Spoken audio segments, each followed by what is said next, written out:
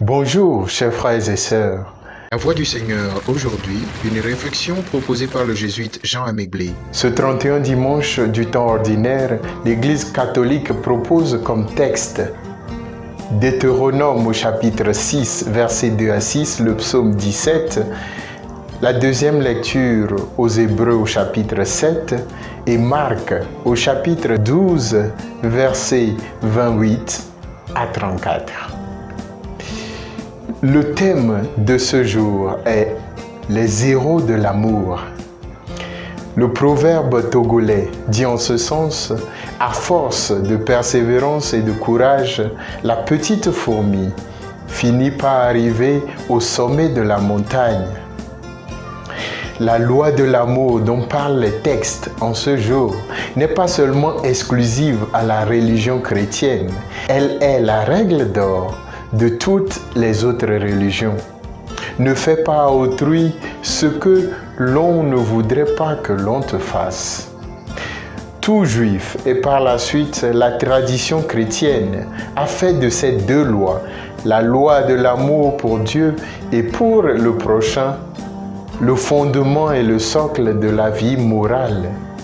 Écoute Israël, le Seigneur est ton Dieu, l'unique Dieu. Tu l'aimeras de tout ton cœur, de tout ton corps, de toute ton âme, de toute ta force. Oui, cette loi judaïque appelée Shema Israël est la prière quotidienne des Juifs. Déjà à l'âge de 3 à 4 ans, ils le récitent, matins et soirs, au coucher comme au lever. Ils mettent ces versets dans des amulettes appelées phylactères. Et cela demeure leur credo jusqu'à la mort.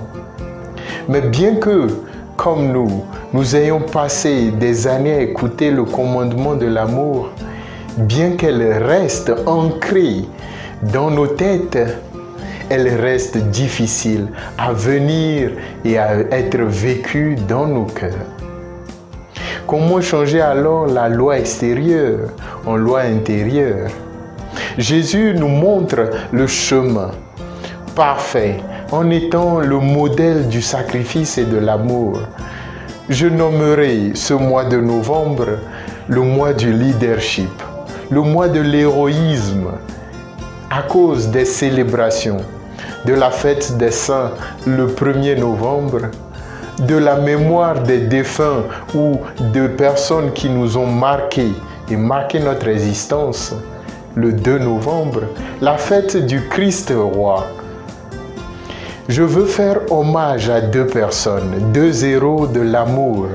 Le docteur Mukwege au Congo qui, malgré les menaces des rebelles, la guerre, aide les femmes et jeunes filles au corps mutilé, défiguré, qui ont été abusées sexuellement, à reprendre courage et espoir.